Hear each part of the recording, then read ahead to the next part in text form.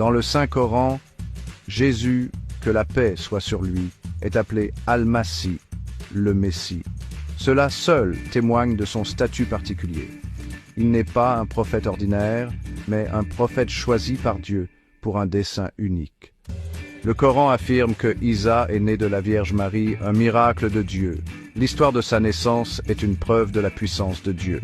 Elle nous montre que Dieu n'est pas limité par les lois de la nature.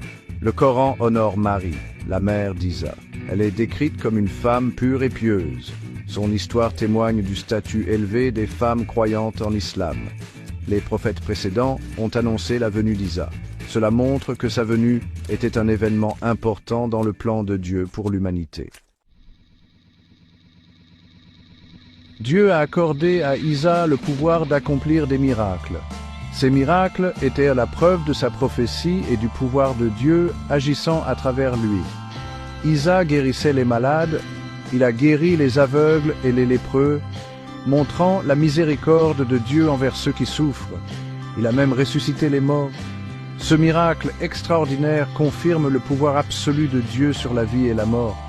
Par ces miracles, Isa a prouvé son lien avec Dieu. Il a appelé les gens à croire en un Dieu unique et à suivre sa voie. Comme tous les prophètes, Isa a appelé les gens à n'adorer que Dieu. Il a prêché le message du monothéisme, l'un des principes fondamentaux de l'islam. Isa a prêché la paix, la compassion et l'amour pour tous.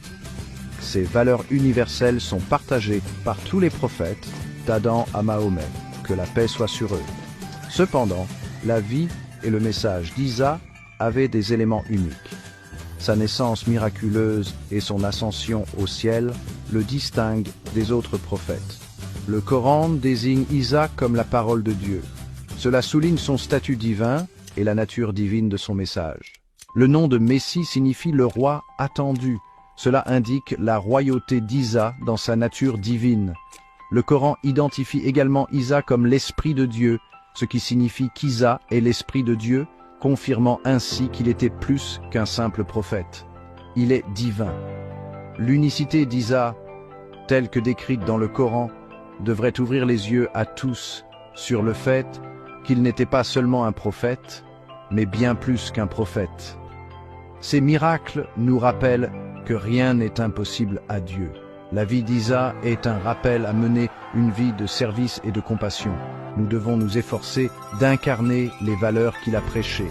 Alors que musulmans et chrétiens attendent le second avènement d'Isa, son retour sera un signe du jour du jugement et de l'accomplissement du plan de Dieu. Nous devons donc être prêts pour sa seconde venue. Rappelez-vous que Jésus lui-même a dit, Jean 14, 6, « Je suis le chemin, la vérité et la vie. Nul ne vient au Père que par moi. » Alors prenez la bonne décision aujourd'hui.